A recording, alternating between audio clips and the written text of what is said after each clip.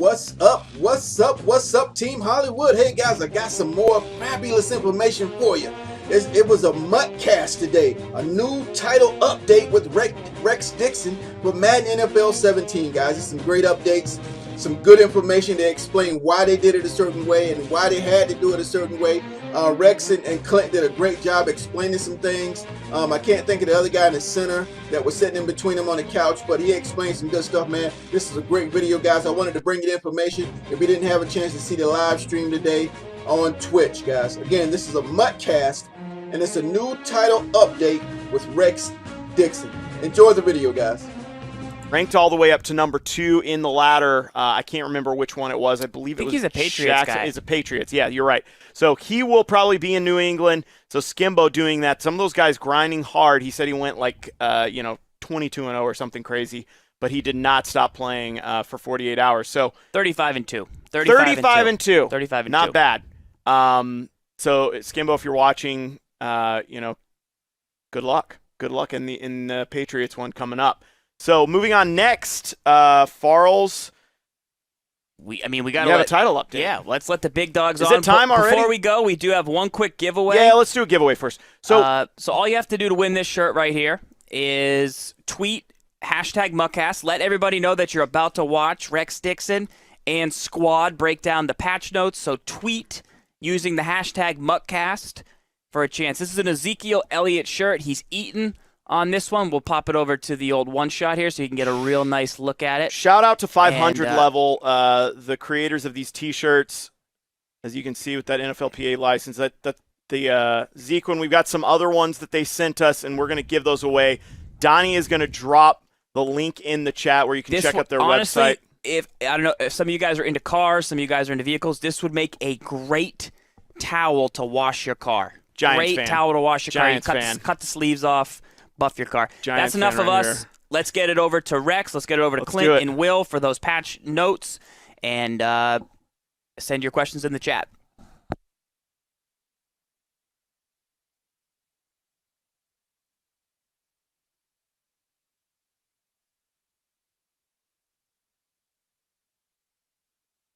And here's the gameplay crew. For those of you who don't know, Clint Oldenburg, the right there, Will Sykes at Sick Nasty Sykes on Twitter, and myself, Rex DEA Football. So let's talk title update. This is title update 10. This one has been quite a long time in the making. We've actually held back some of the bigger fixes while we waited for the Madden challenge, the Madden Bowl challenge to be over.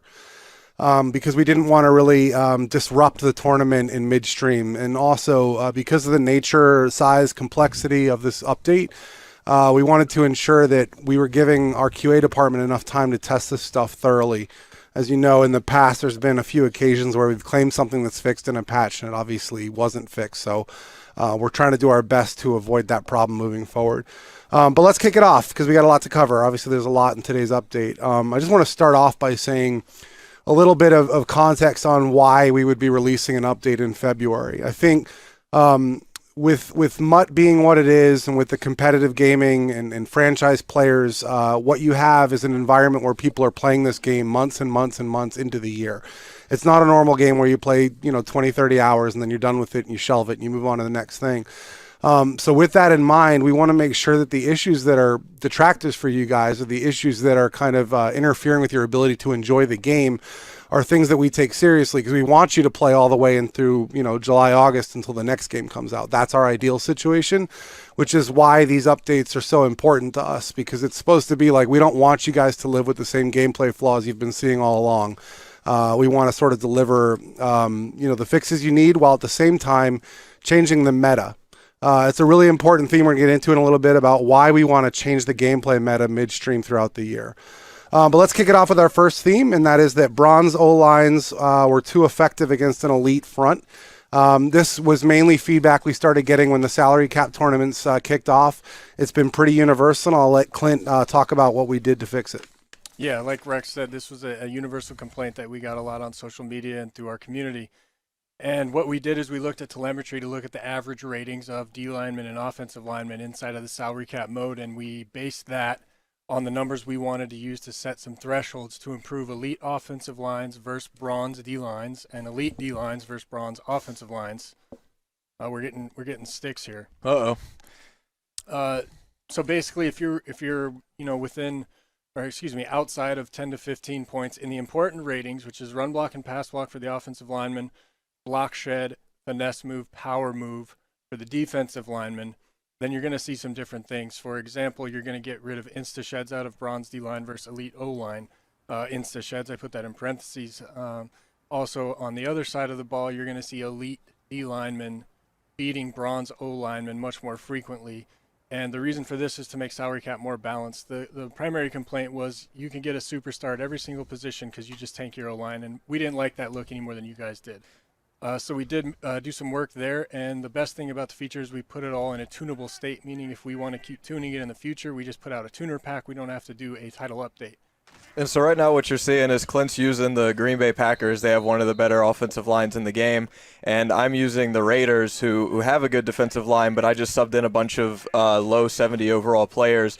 So you'll see a huge difference in the way that elite offensive linemen are able to block against these below average defensive linemen now.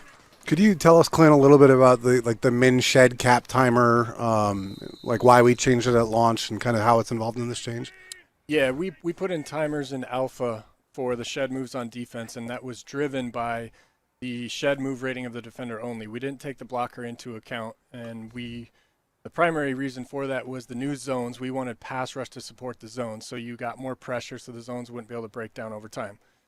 We found out after launch that was flawed because obviously if you have a really good blocker, then you want the defender to be delayed. So we also brought that in with this title update with this bronze O-line fix, in that if your blocker has a pass block rating in the elite range, then we're going to slow down that timer. So in the past, maybe you had a guy around 89, 90, finesse move, power move, whatever he's best in. He was going to be right around about a half a second shed. Now if you have an elite blocker, that is better than that guy's move, he can slow that guy's shed timer down by a quarter of a second, a half a second, whatever the range is, so that those guys aren't as lethal in your pass rush. Nice. Yeah, and the one thing to look out for here, guys, is if you're still running a bronze offensive line and all of a sudden you're getting insta-shedded, that's a sure sign that it's time to upgrade your offensive line because you're playing an elite defensive front. Is there anything else in blocking we should cover before we move on here, Clint? Yeah, I think the other two important ones is you saw a note in the patch notes about nearby blockers are now going to be able to help on defenders who had just beaten their previous blocker.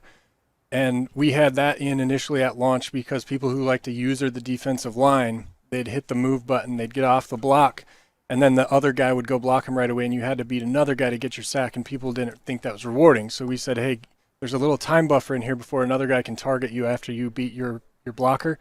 And we just removed that. We said if there's a guy close enough to target you after you beat a block, whether it's user-controlled or AI-controlled, we're going to allow that guy to target him to take care of that concern. And then the other one, which I thought was pretty important, was the defenders in Heat Seeker were unable to be valid blocking targets of blockers. And I believe this to be the primary cause of the complaint of wide receivers not blocking downfield. I think DBs are in that Heat Seeker assignment when they're going to initiate their tackle on the ball carrier, and our blockers are basically ignoring them from being a valid blocking target, so we addressed that as well. That'll also, I'm sure everyone's seen those videos of when somebody's rushing like 2 or 3 against 5, and the one guy sheds and none of the blockers pick him up. They just stand there chopping their feet. That'll also help solve that issue. And one more thing to add real quick is this doesn't mean that you're going to see right tackles able to all of a sudden veer over to the opposite side of the line and pick up a defensive end. Offensive linemen, aren't psychic in real life, so it would be a little difficult for somebody to know to run all the way over to the other side of the line to pick up someone who's rushing. So you're not going to see that from this update. Yeah, it has to be a nearby guy, basically an adjacent blocker next to the guy who just got beat. Now, as long as we're on the subject of blocking, let's cover one more thing that people have brought up, which is the nickel blitz and what kind of improvements. I know there's some people out there who think we've nerfed it or patched it. Could you tell us what actually we've done? Well, we've improved targeting, basically bugs with targeting, but I think the primary thing you're going to see because of the one in the stability section of the patch notes, which is making game speed uniform across all modes, that nickel was rushing much, much faster online than he was offline, which was making it more difficult for our blockers to get to him even when targeting him. But outside of that, if you just block a tight end to that side, he'll block him up. If you get a running back to the side of the nickel who's rushing, block him, he'll usually get him as long as you step up into the pocket. Also, purple routes for the running back, the check and release, are very effective for picking up the nickel blitz. One thing I do want to point out with that, there's a lot of discussion about, well, they're only rushing 3 or 4 versus my 7, 8 blockers. Well, in reality, what you're doing with these setups is you're overloading one side of the line. You have 3 rushers on the left side, say the left side of the center. They're all coming. And then you have a middle linebacker lurking right in the middle of the field. And he's going to eat up either the center or the guard because he's a threat. We can't ignore that guy because you could easily just click on run through the A-gap once we fanned out to the nickel.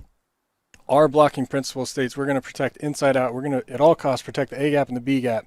We're going to work out late to that slot guy. My best advice is if you don't want to use extra blockers, you don't want to make those adjustments, get a hot read ready. Make sure you have a short route on the side of the nickel blitz. Throw that hot read. It's going to be open. Nice. All right, guys. If you could go back to the main camera, we're going to switch topics here. Get my, yeah, there you go. A little hotness on the camera. So let's talk about probably the biggest change in this update, and it's the scariest change, and it was a hell of a fight to kind of get to this one. Dating back as far back as like September when the game first launched. As you know, we got a lot of reports of people dropping wide open racks, and we started looking into it and trying to figure out what was going on. And, you know, we tried to tune some stuff and that didn't work. And we tried to solve some problems in animation and that didn't solve it. And when people started sending us videos of 98, 99 overall players dropping it the same exact way as lower rated players, we knew we had a pretty serious problem. And we tried a variety of techniques to try and solve that problem in gameplay. And no matter what we tried, we couldn't solve the issue. And we were primarily seeing this only in online games, which makes it significantly more complicated for the gameplay team to track down if it's an online-only environment bug.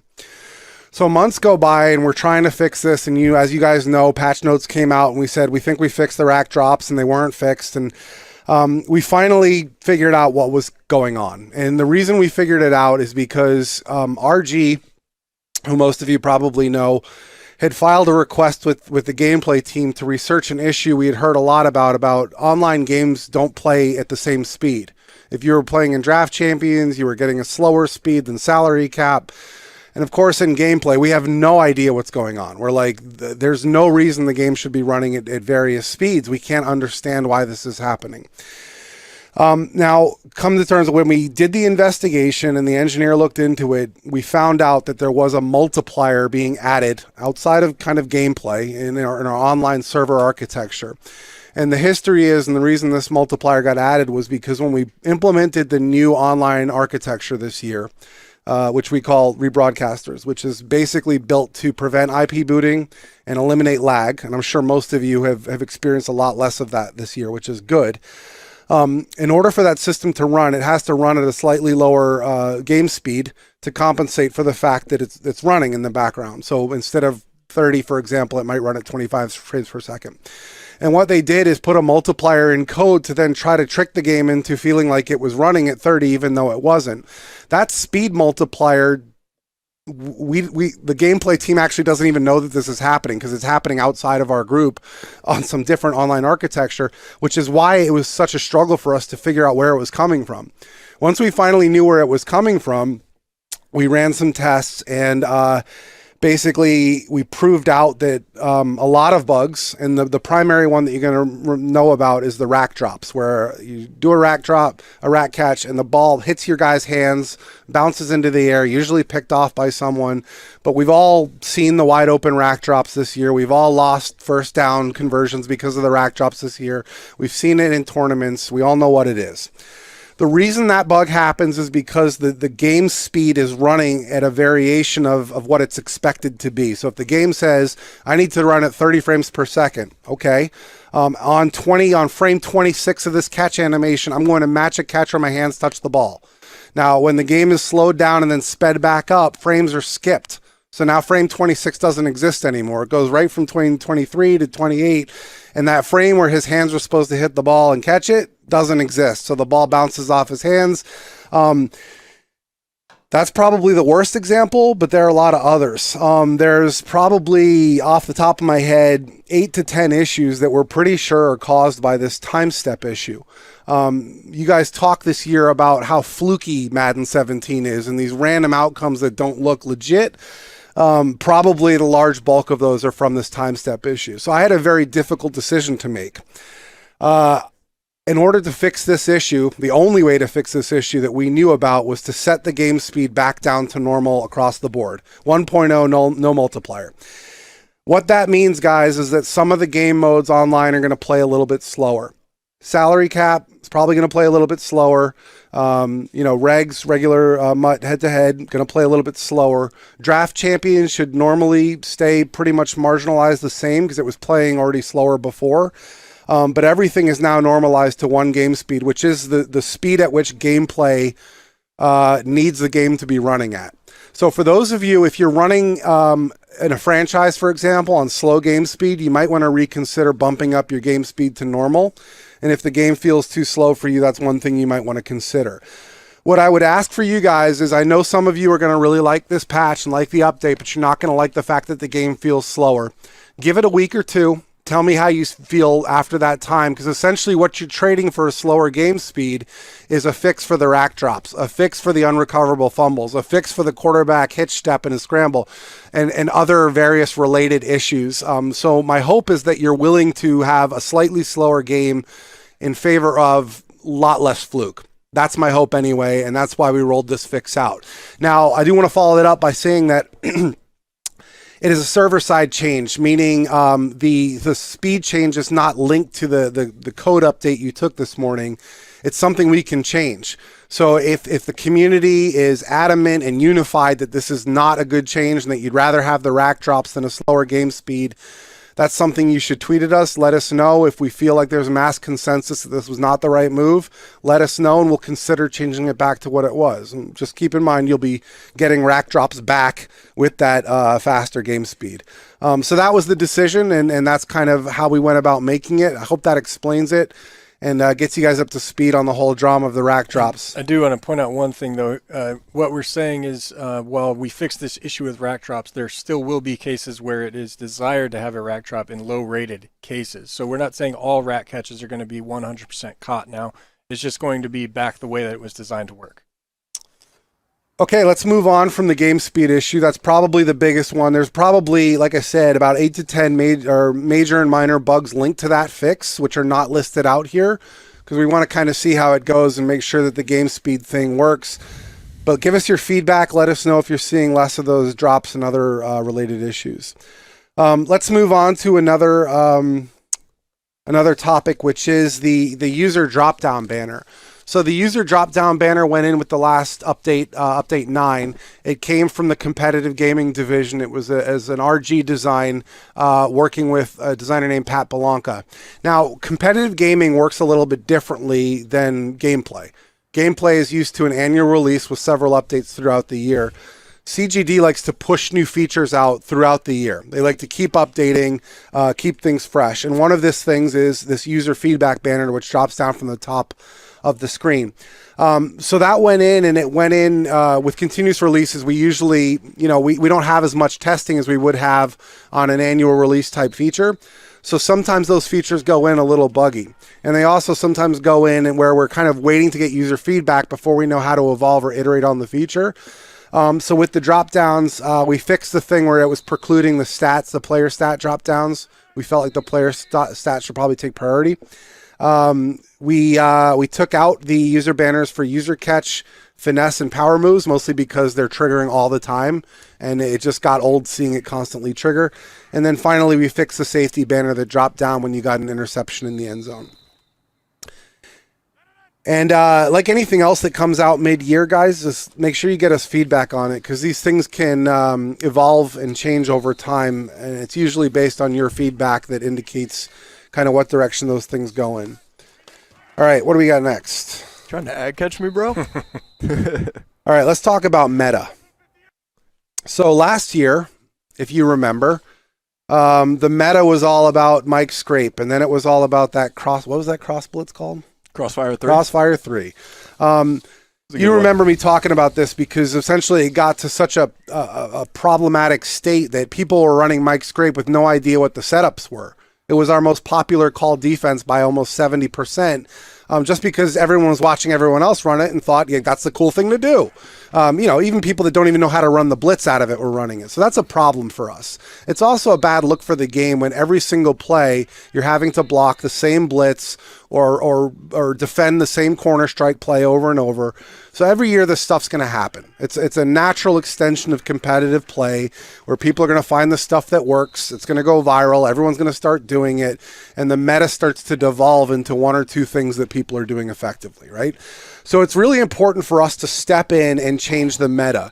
And there's a couple reasons for that, right? We want to give you guys a chance to re-energize like the ebook community, to force people to go back in the lab and relab things, to make sure that when we go into the next Madden Championship finals, that you're not seeing the same DB nickel blitz every single play, that you're not seeing everyone run corner strike over and over and over. These things become more important to us now that we have a competitive gaming division. But it's also important in regards to if you guys are going to be playing the game all year long, you shouldn't have to be playing against the same concepts, right? So we want to sort of massage those things to create new concepts and new metas that arise. So one of the things we talked about earlier was the DB blitz. This is a very common defense that most people are running. And I know there's a few others like buck slant, but the main one that we're seeing the most of is nickel blitz. And the common practice there is to have a fast DB. He comes in off the edge. The blockers can't reach him. As Clint said, we've done some targeting work. I tested personally the fact that motioning a tight end over there picks him up 9 out of 10 times. So there's been some fixes there. Also, the game speed has a pretty big impact on that one as well. The next one I want to talk about is the precision dive. So I'll own the L on this one because throughout the alpha, the competitive guys were telling me, dropping bugs saying the precision dive is overpowered. We need to fumble like 90% of the time that we precision dive. And I hated that because I always precision dive on 3rd and short for my first down. And I said, it doesn't make sense to me that we'd build this mechanic called precision dive and have you fumble 90% of the time you tried to use it. There was also a height restriction in there that wasn't sort of strict enough. And so what you noticed in the last tournament is that every time somebody gets a 3rd and 1 or 4th and run, they run the precision dive, they get a first down. Problem is there's no meta there. It's not interesting. There's not enough risk. So now everyone's doing it on 3rd and short becomes a boring part of our game, which is why we did some work on it. And Clint? the tight end too. We also made it so you have to be a running back to get that tier 1 dive. It was never intended to be used as a tight end jump over the pile because he's 90+ jump. And the reason that we decided to go the fumble route as well as the tight end route is because in real life, the Patriots aren't handing the ball to Gronk to jump over the pile because they think he'll probably get hurt or he'll fumble. Same with Jimmy Graham. And people were abusing that jump rating because the tight ends are the ones that have that rating more so than the running backs. So we made it that you have to have a running back with a tier 1 jump rating, 90+ jump to be able to pull that off.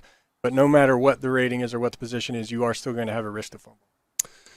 Okay, and then finally, let's talk about user hit sticks. So this is a little bit of an embarrassing one for me. It all started, I was looking at two things, basically. The first is in competitive play, I wasn't seeing people use the ball carrier special moves the way we're used to. To go from like the double juke of last year to come to this, we're seeing actually a majority of people use the give up mechanic instead of take a tackle or use a move. That was not a good look. Obviously, the special move, ball carrier special move versus tackling system did not manifest itself the way we intended in competitive play this year. There's a bunch of reasons for that I don't want to get into specifically. The biggest one of those that I didn't like was the frequency and overabundance of standing hit sticks. And when I say standing hit stick, it's the one where the defender runs in, he's unblocked, he's usually user controlled, he taps X at the last second, you're already inside the fake out window, and you tap X and you match this kind of standing blow up hit stick. What I don't like about it is people are way too good at it, meaning it's too easy to do. People aren't getting faked out by the special move system, which was the intended design, was the more you go for hit sticks, the more likely you are to be faked out. So none of that stuff was actually working properly. The biggest thing that I noticed was there's no risk to doing a hit stick. Like, people just weren't missing and people weren't getting broken tackles. And so that's something we looked at, and we realized that the system we had in place to say that hit stick should be high risk. Yes, you can blow the guy up, and yes, there's high chance of fumble, but the huge risk is that you can miss a tackle. You're trying to blow the guy up. You're not trying to wrap. You should get a lot of broken tackles in that situation. That whole system was not connected properly, and now it is. So in the patch, you should see a much higher risk of broken tackles when you try to hit stick. Clint, anything to add? Nope, you covered that one pretty good. Okay, so I hope that's not going to completely remove fumbles as being a big conversation in competitive play. I know between the sack fumbles and the strips and everybody in Mutt now having like 90+ hit power and the big hitter traits, you're still going to get a lot of hit stick fumbles out there. It's going to happen, but this should just reduce it from being like the prominent thing. And the main thing I want is for you guys to not to feel like you have to fall to the ground every time someone's about to tackle you. It doesn't look good in competitive play.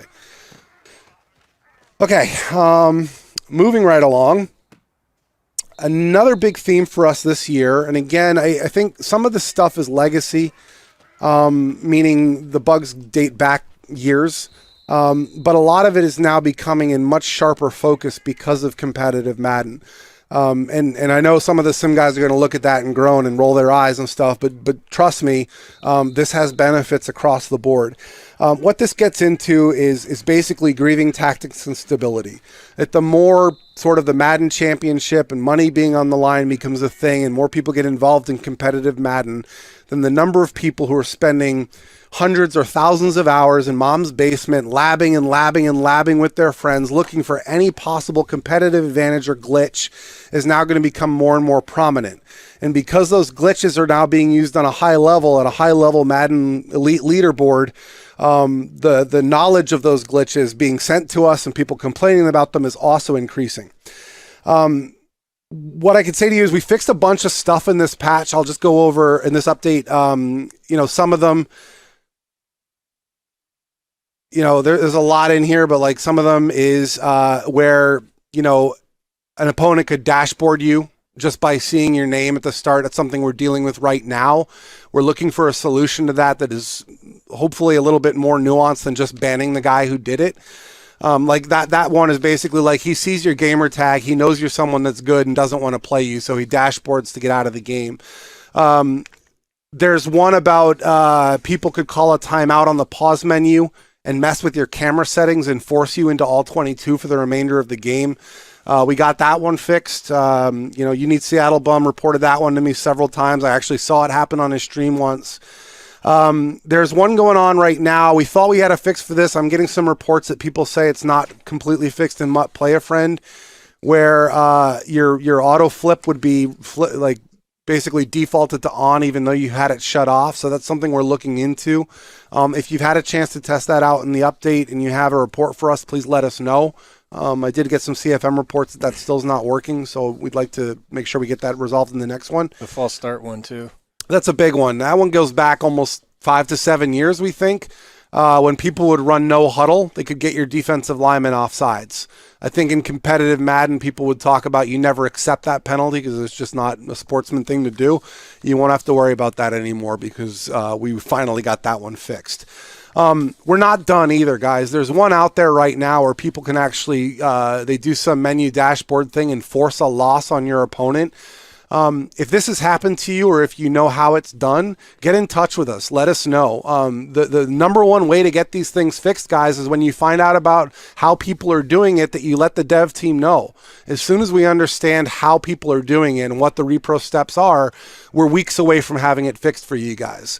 If you sit on these things and you try to hide them from us because you think it's cool or to behave this way or treat other people like this way or get wins in this way, what's going to end up happening is you're going to get banned. We're going to kick you out of our Madden ecosystem, and you won't be able to come back until Madden 18 or worse.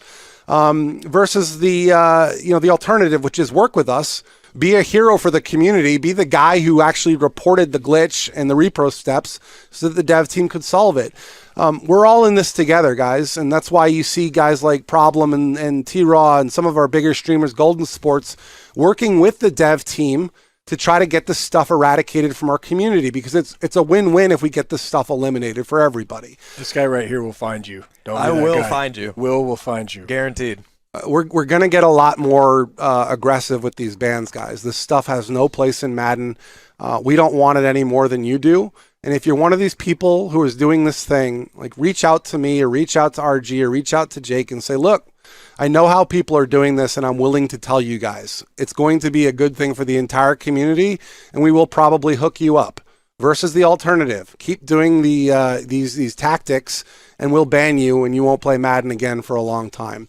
It's your choice. And so if you find out stuff, or someone sends you a link, or you get a DM with some new setup, just send it to us. You know, I don't think anyone can agree that that has a place in Madden or that's good for Madden. You just do it because you know about it. But why not be the better man? And when you know about it, tell us so we can get it fixed. Anything to add on that, guys? No, not just really. want to go into some of these other issues really quick. You know, the R-stick pump fake that we It's a put big in. one. People were excited about that. So people were having issues throwing the ball away when outside the pocket because they were flicking instead of clicking. So we mitigated that issue. So now you're going to get that throw away when you're outside the pocket when you want it. I also wanted to go over the swerve really quick. I saw a post in one of the groups that me, Rex, and Clint are in, GGM, where they were curious as to why we're fixing all of these gameplay issues and not addressing the swerve. So, Rex, I don't know if you wanted to talk about that at all. Yeah, it's never a question of us choosing not to address something. Like, we every issue that gets reported, most, like 90% of them, we'll investigate and we'll look into. And in the case of the swerve, obviously I wanted to fix right away, and we spent several weeks trying to fix it. And you know, sometimes when you put a fix in, you cause splash damage. You introduce some other new problem. So you've essentially traded one problem for another. And that's what happened with the swerve. I'll let Will elaborate. Yes, so there was a fix that was implemented, and us as QA, me, RG, Kevin, John, Sullivan, you guys are familiar with the goons that we got here in the studio. We all banged on it, tested it for, I would say, about a week. And what we were seeing is reintroducing rocket catches with that fix, which, as you competitive guys know, it would be much better to live with the swerve, where you at least have a chance to defend it if you have good user skill, as opposed to reintroducing these rocket catches that in previous Maddens were close to impossible to defend. Yeah, and then to take it a step further, I've been watching the tournaments, and as I watch the Madden Bowl, I hate the swerve, and I hate it because, you know, it's not that effective. Nobody was tearing the tournament open using a swerve tactic. In fact, half the time I see you guys try to swerve, you swerve yourself out of what could have been a catch if you just held Y. And that's really frustrating to me. I'm like, why would you do that? It's certainly working against you more often than it works for you in most cases, with Voltrex maybe being the lone exception of someone who's got it mastered to such a degree that it's terrifying. But, you know, with all that said, it's not that we're not fixing it. It's just that the specific way we had to fix this, and the fix it the right way, was big enough and comprehensive enough that we had to push it out to 18. And I'm going to validate that decision primarily by, you know, you guys were able to counter it effectively in the Madden Bowl. And when I see a tactic that can be countered, my prioritization of that issue being high on our list goes down versus something that cannot be countered. Yes, Mr. Scandalberry. Get your 6 skill up, guys. Defend the swerve. There's a video. There's a great video that Zan put out about how to defend the swerve. I'm sure by this time, like, if you're a high-level player who's encountering the swerve, you already have your swerve D labbed out. If you don't, you know, just do your research on the internet. The defenses are out there. I know it's not ideal, guys, and believe me, we wanted to have it fixed, and I hate the fact that it's in the game.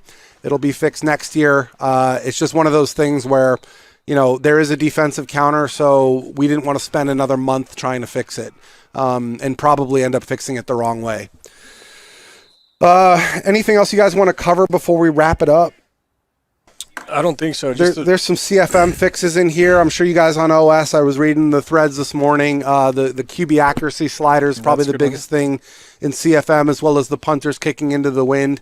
I know there's still some form sub issues we haven't get to yet. There's some reasons for that, but we wanted to make sure that the sim guys were also taken care of and had a few of their key bugs fixed. Yeah, I know a few of you guys who follow me on Twitter have been beating me up pretty bad over those 2 bugs, so those are in for you guys. And again, I just want to reiterate what Rex said. We're all in this together. We're a big family. We're a big community. The more that you guys are helpful with us, the better the game gets. We're not out there against you. It's not us versus you or you versus us or anything like that. We all want the game to be great. And I really like the turn that the community's had. Everyone's being a lot more positive. There's less toxic in the community than there has been before, and I want to see that keep growing. We are your friends, and we're there to make the game what you want it to be. It just came up through the chat. A bunch of people were asking about the C routes. The main thing I'll just add there is that the cloud flat is the primary zone that got work. So if you're messing around with, I saw some people this morning, messing around with the soft squad or whatever, and they were happy with it. But the only zone that really got some AI changes was the cloud flat, and that's coming straight from the engineer who worked on it. And that's definitely going to improve the situations where you had a tight end on the line of scrimmage and a C route coming from the one receiver. The cloud flat's going to do a much better job of playing that now. But again, feel free to lab it out, and I'm sure you guys will find some small variations that are in there. It's like anything else. You want to get in the lab, try out some new things, see how it works out for you, and basically just roll with what works. Anything else from the chat before we wrap this up? I did want to mention, guys, that this is not necessarily our last update. This is the last big gameplay update. But in the world of CGD and in the world of continuous release, if something major comes up, we will always seek to fix it in our next update. Those days of us just kind of like dropping the game and abandoning you until the next year are over. And so we'll be turning our attention on to future years. We have the game changers coming in, this week, and we'll be starting our first sort of meetings with the community about what's coming next. And so we're really excited for that. But for now, we hope that this re-energizes the community. We hope that this, those detractors that were kind of interfering with your ability to enjoy this game are kind of less than they were before. I'm sure there's some of you I won't win over completely. Gaming Powerhouse, I'm still working on it. I know it'll take a few iterations before we get you on board. But for the rest of you, I really hope that this brings you back, because the main thing is we want to see you guys playing all the way through the summer. Anything to add? No, thanks for having us on. Yep. Yeah, appreciate you guys coming out, and I will definitely see you in the Twitch chats. You know me, I'll be around. And I'll see you guys on Twitter trying to hate. It's okay. It's okay. It's allowed. Nasty Sites. Yeah. No, don't tell them. Send all your bug videos to @6nasty. I got enough coming. Thanks, guys. We have a Des Bryant. Oh, is he throwing it up? He's throwing up the X. We have a Des Bryant t-shirt. We got a giveaway winner. Big Guy 1014. Big Guy. Big Guy, you got the Des Bryant t-shirt coming your way. There it is. Big Guy, do you even lift, bro? Now, see, I don't even know if I want to give this one away. Got the Zeke Cowboys shirt right here. Now, I'm a Steelers fan, but I might have to hang on to this one. Do I have to give it away? Yeah. All right. It looks like we got Thomas Allen coming up on Twitter. Thomas Allen, you get a Ezekiel Elliott. Looks like a comfy t-shirt. You can work out in that. You can even eat cereal in it. There it is. There you go. Rex, your turn. What? Do I get a t-shirt? You get a no. You have to give it away. You can't keep that one. You got to borrow it. Can I get a Dion or an Emmett code? How much for a Dion code? What t-shirt we got here? That's the Odell Beckham. Got Odell Beckham. I'm going to let Rex announce it. This is the winner right here, Rex. Who is it? I got that dude blocked on Twitter, bro. No, I'm kidding. You had us going for a second. Mika Iceham at MKPND. Mika Iceham. And he's a Steelers from fan. Stuttgart, Baden-Württemberg in Germany. Well, really? We don't pay shipping, by the way. You got to cover that, bro. Shipping on delivery. All right, That's pretty cool. We got one more Odell Beckham shirt here. Got the hair. Who we got winner here, guys? Who's winning this one? Bone. Phone me, bro. Phone you, bro. Drum roll for OBJ.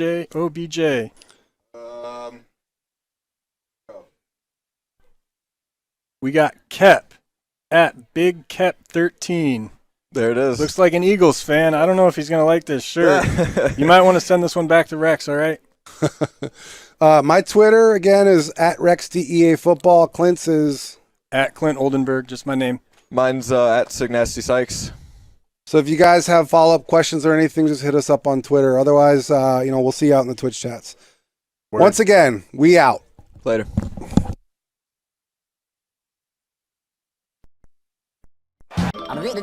That's all, folks.